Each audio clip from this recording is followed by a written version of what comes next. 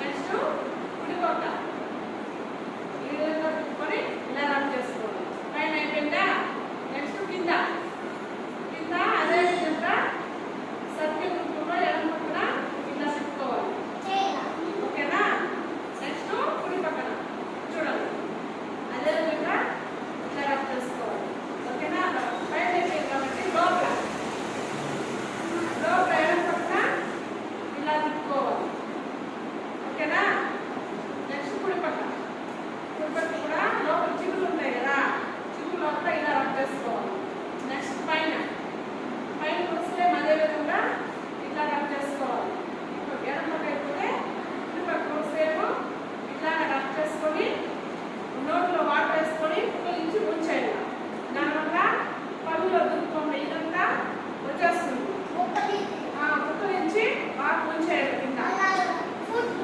మళ్ళీ ఫుడ్ తినచ్చు. అట్లా చేసుకొని పుక్కలించుకుని చేస్తే మళ్ళీ ఫుడ్ తినచ్చు. దానివల్ల చేసుకోవాలి. 2 టైమ్స్ చేసుకోవాలి. మార్నింగ్ చేసుకుంటాము, నైట్ పడుకునే ముందర లంచ్ చేస్తాము కదా. లంచ్ అయిపోయి మేలు చేస్తాయి, ఇవి హార్ట్ చేస్తాయి అనేసి నేను పల్లికి మేలు చేస్తున్నాయి.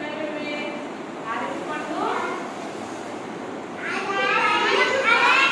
యాపిల్, పాలు, ఆకుకూరలు, క్యారెట్ ఇవి మేలు చేస్తాయి.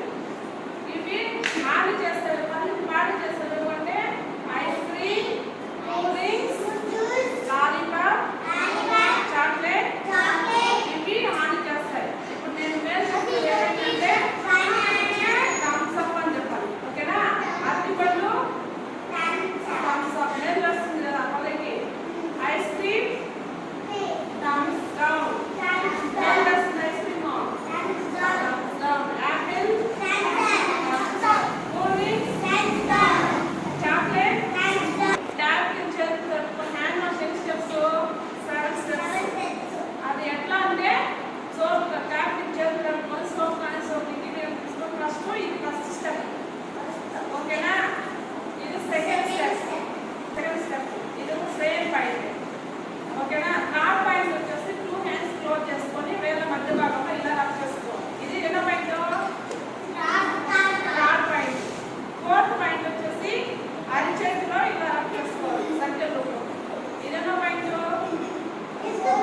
Fourth point. ఫిఫ్త్ పాయింట్ ఎట్లా అయితే ఫోర్త్ పాయింట్. నెక్స్ట్ ఇది కూడా fourth point. Next fifth point వచ్చేసి ఫిఫ్త్ పాయింట్ వచ్చేసి నెయిల్స్. నెయిల్స్. సిక్స్త్ పాయింట్ వచ్చేసి thumb. Left hand thumb, right hand thumb. ఓకేనా? సెవెంత్ పాయింట్ వచ్చేసి రిస్ట్. మణికట్టు. ఏమిటి?